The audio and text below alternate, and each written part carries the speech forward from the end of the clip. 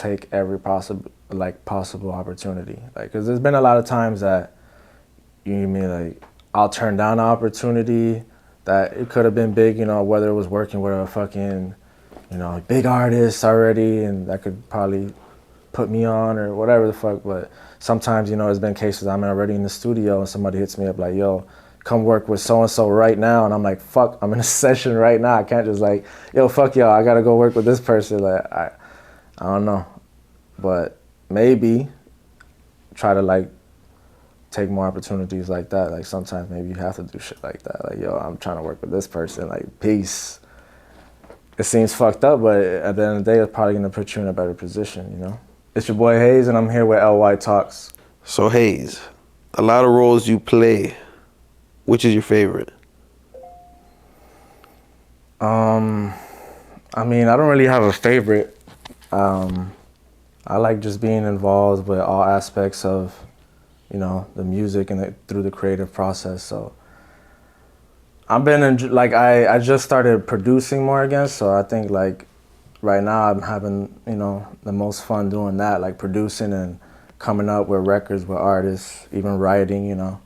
So I'm not really on the songs and shit like that per se, like my voice, but, you know, part of the creative process, you know, say this, do this here, let's arrange it this way. So I guess that's the producer side of shit, yeah. That's what I've been having the most fun with. No, that's awesome to hear because, you know, I remember I've seen a lot of people kind of knowing as Haze, the engineer, or even some people who know Haze, the artist, from like the stuff, a lot of records that I still listen to when I go on SoundCloud and go on my little SoundCloud shuffle, you know, like I tell you that 3 a.m. is still in the constant repeat, not just like, oh, every now and then, like, no, when I'm on SoundCloud, it's hitting. So it's like, it's cool to hear that now you're on kind of that production side because I'm excited to hear what's coming, you know, and what do you think really got you so locked in on that side? Just the way you're feeling, or? Well, I mean, since I opened, obviously, you know, I opened my own studio like about a year and a half ago. So my neighbor, right down the street, you know. But ever since I opened the studio, I just felt like, you know, obviously I had to make bread, you know, to pay for everything I invested in and stuff like that. But I just felt like I was like limiting myself by not producing as much because I kind of stopped. I gave a long ass break of producing because I make bread engineering and shit like that. So I just been, you know, everyone knows me as an engineer because that's how I make money. But yeah, I saw like, I was like, man, it's like missed opportunities. Like I've been in the studio with a few, you know, big artists and they asked like, yo, you produce, you make beats, like play me some shit. And I'm like, oh no, I don't got none. So I just felt like, damn, like if I would have had some shit ready, locked in, just play them some music or anything, at least they know like, okay, he produces, or you get me, maybe a possibility of, you know, a collaboration or something. But yeah. So those missed opportunities kind of made you feel as though it was time for you to lock into that, which is, it's the real side of it, you know? Yeah, because that's how I started off. I started off making beats. I would like fuck around on FL Studio. And then from there, I kind of like wanted to start making music. So I wanted to record myself, and, you know, so that's why I started learning the engineering side of shit so that I can make myself sound however I wanted. Opening a studio in the middle of a pandemic, how was that process? It wasn't easy, bro. Like, it was not easy. The only thing that I am low-key kind of happy about is, bro, like,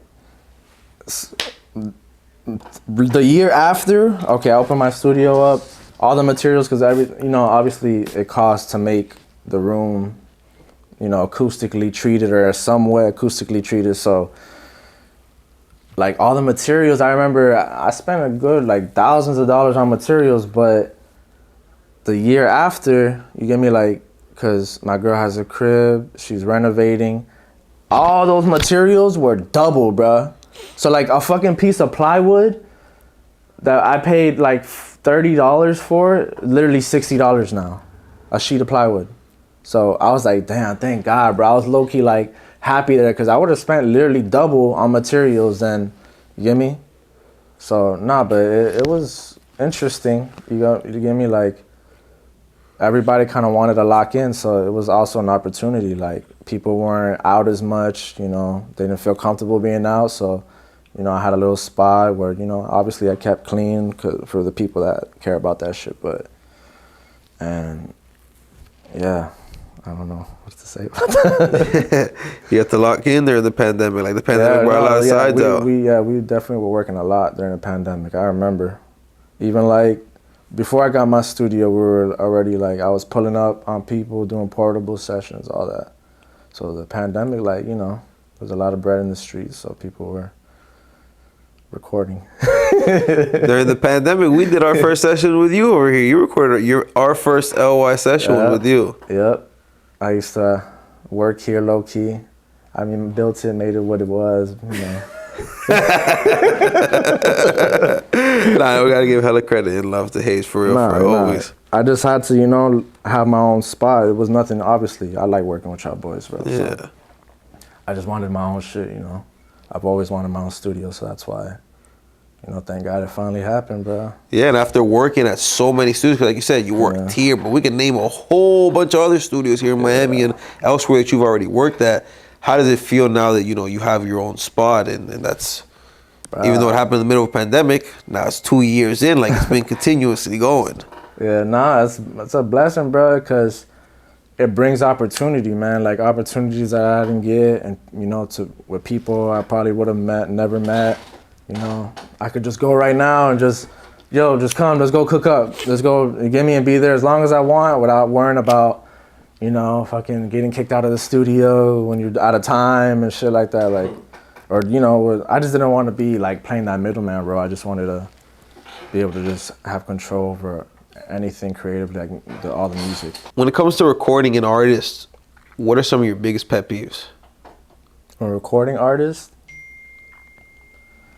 I would say my biggest pet peeve when recording people would be if they're, I don't want to say when they're not prepared, but when they're just like, there's a difference in not being prepared and just not trying almost. Like, I don't know, it's like, okay, some people prefer to freestyle. They don't like to come in or they don't like to write their lyrics down. They just rather, you know, play off the vibe, go in there, you know, lay down if it's a reference or whatever.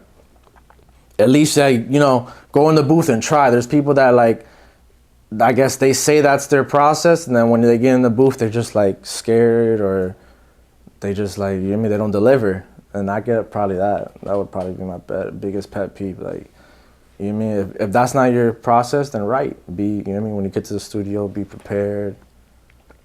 Yeah. And what are some of the best traits that artists have when recording? Some of the best traits that artists have when they're recording? I mean, I guess like the opposite of that, being prepared. There's like, you know, certain artists like J-Bo, for instance, like he already comes with his shit written. He already rehearsed the shit probably 80 times in the whip. He recorded on his phone. Like, there's artists like that. They know exactly how they want it to sound. Like when they're recording, you get me, they do a few takes. Like it's really smooth and simple. So you get me, like people that, I guess that have it more, their process already more figured out. Like, cause although I record people and shit, like I'm not really trying to be what is it called? Artist development. Like I'll help steer you in a way, but if you're just coming like with nothing, like I don't, you get me? I'm not trying to do that because I feel like you gotta come bring something to the table. Describe the difference in sending beats over email versus being in your own studio, being able to cook up for an artist on the spot. I mean, obviously the difference would be maybe, you know, the artist is they're in a particular certain vibe. So maybe with all those beats in the email are that vibe that they're trying to catch. So, you know, or they have a particular melody in their head and like, yo, do some shit off of this melody, like. So that's pretty much the difference, because you could catch a vibe off, you know, beats off the email.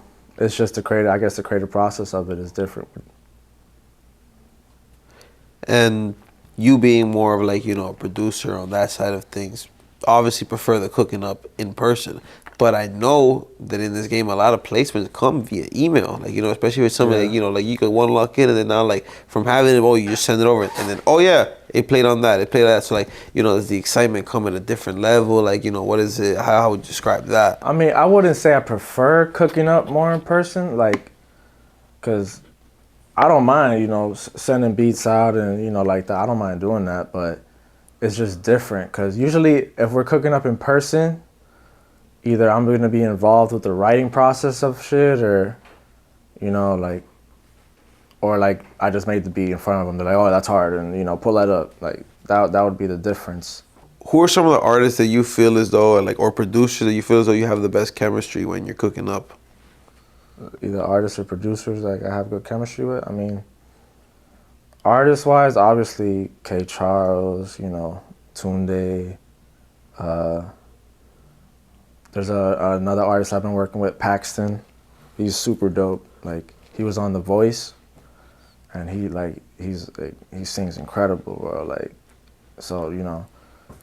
But with him, I usually, you know, we're writing more than my beats and stuff. We're usually like, you know, there's someone else handles the production. We just write to it, catch a vibe, you know. Producers, I've been fucking with Wab Simmons. We've been cooking up a lot. My same homie Artistic. We cook up all the time. Every time we cook up, it's some fire. What are some things we can expect to be coming soon from Haze? Shit, always new music, whether it's like my beats, you know, projects I've been writing on, people I've been working with. I'm probably gonna get, you know, a little plaque this year, just off of recording, you know. Yeah, it's, Get a couple.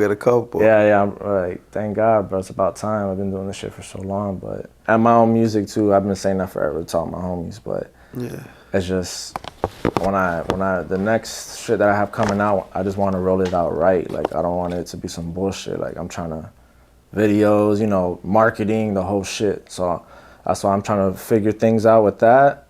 But I got a little single coming out. I've been working on a little project too. But yeah, bro. I'm gonna probably record some shit with y'all today with K Charles. Putting it out into the universe. Yeah. You hear? You put on. It's an interview, so it gotta be valid. nah. But what's a piece of advice you'd give yourself the day before you jumped into this game that you know now? Advice. The day before I jumped in this game. It's a hard question.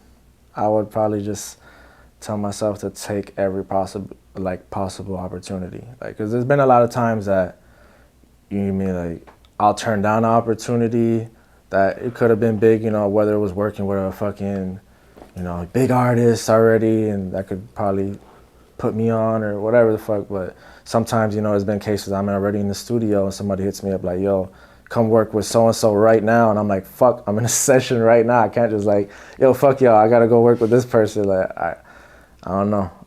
But maybe try to like take more opportunities like that. Like sometimes maybe you have to do shit like that. Like, yo, I'm trying to work with this person, like peace.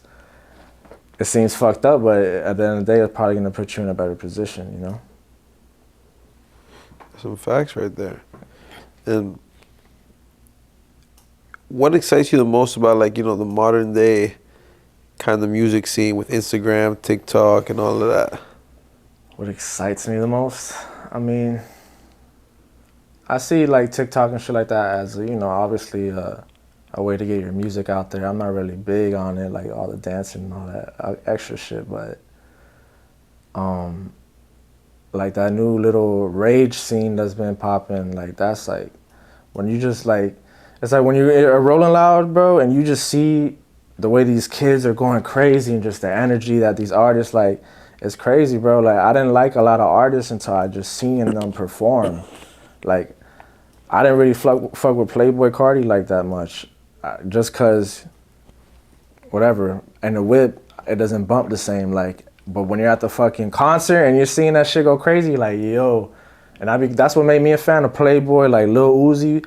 all those people, like, seeing them perform and go crazy, and then I was like, damn, I get it now. I get what people, like, they're like performance artists. Everything they do is like for raging, bass heavy shit, just that makes you want to just go crazy. Mm-hmm. But nah, I fuck with the rage scene. You know, music right now is in a weird state. I feel like it's super watered down. Like, I don't know. I'm not really necessarily happy with music right now, but I guess, yeah, I don't know. It is in a weird state. What would you change to push it towards a better state? Because I feel you. What would I change? Bro, it's just the thing is it's so oversaturated. So there's new fucking artists being born every day. Fucking, you know what I mean? I've seen I don't know the exact statistics, but like 100,000 songs a day or get uploaded or some shit like that. I'm probably wrong, but I know it's definitely thousands, obviously. But bro, like, you can't keep up with shit like that, man. Like, and then you get me. Our attention span right now is so fucking short. So it's like you hear a whole album, you just, on the way in the car somewhere, and then you're already over it. Like, unless it's like a beautiful, you get me, great album. There hasn't been too many albums that have made me like actually want to go back and bump it after, a whole playthrough. Probably just like the Weeknd shit. I could actually like keep playing, but there's not too many artists, bro. I can't like to change. I don't know. You can't really. I don't know if you could change that. Like, you know what I mean? Because so many people doing it. Maybe if I could change, then yeah, less fucking artists, less. You get me? Like less whack artists. You get me? I don't know. It's weird.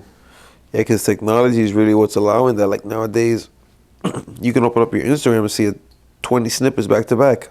Yeah. But then you're gone tomorrow. Because or they're not even tomorrow. Just refresh. Yeah, bro. Like, I don't know. The music scene is kind of. I don't even know. I would lie if I told you I know what the answer is to make this shit like different again. But I guess just make different type of music. But I don't know. We'll see. We'll see where the wave goes. That's the thing about it. The wave comes and it goes. It comes and it goes into the shore and out. The scenes, exactly. Into the shore and out. The fads come in and go out and in and out. Like. And we'll see what's next. There's a whole lot of crazy stuff. Wait, you got the ultra wave. I'm gonna bring like house vibes back. Mute that part. Mute that part. Mute that part. I'm gonna bring like house vibes back. Like, me and Kay have a few like electronic, that kind of dance tracks. Like, them shits are hard.